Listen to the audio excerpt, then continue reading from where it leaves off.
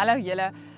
Hierdie is die laaste Woord en Wyn video waar ek vir 'n oomblik saam met julle kuier met ons 40 dae reeks. Gats, dit het vinnig verbygegaan, hè. Ek hoop julle het die reeks net so baie geniet soos wat ek dit geniet het om dit saam te stel. Ons laaste tema vir die reeks is Jesus ruik na dood. Ons beweeg nader aan Paasfees en begin onsself voorberei om Jesus se dood in die oë te kyk, maar ook om sy opstanding te vier. Begin so lank nadink oor hoe jy en jou gesin of jou familie, of julle as groep, hierdie belangrike fees in ons geloofslewe gaan vier. Die teksgedeelte wat saam met ons laaste tema gaan, is nog steeds Johannes 19, maar van vers 38 af tot aan die einde van die hoofstuk. Ons lees van die gebeure tussen Jesus se dood en sy opstanding.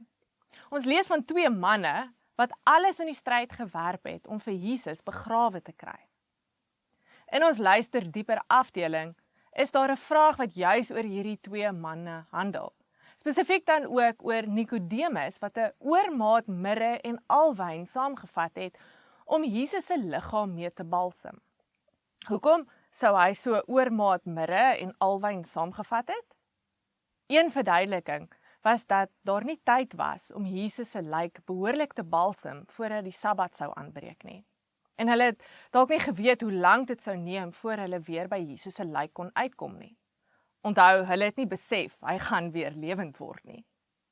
So toe het Nikodemus Jesus se liggaam met die oormaat alwyn en mirre gebalsem om die reuk van dood en ontbinding te verdoesel tot hulle weer by sy liggaam sou kon uitkom na die Sabbat. Ons weet wel dat hulle toe nie weer by hom uitgekom het soos wat hulle dalk beplan het nie. Jesus het hulle een voorgespring en hulle verras met sy opstanding.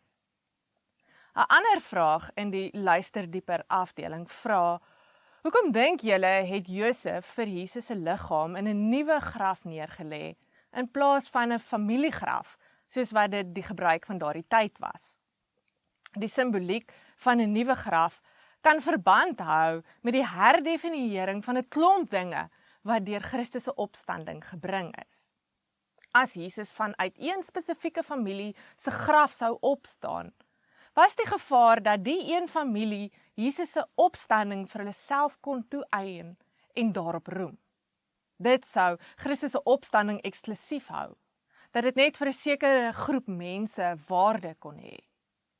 Christus se opstanding vanuit 'n neutrale nuwe graf beteken dat niemand dit vir hulle self of hulle familie of stam of volk kon toeëien nie.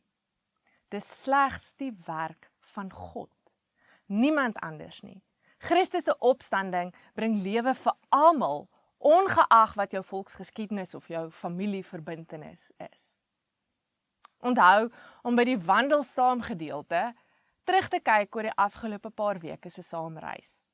Gesels gerus eerlik met mekaar oor wat die Here met jou gemaak het op hierdie ietwat ongewone reis.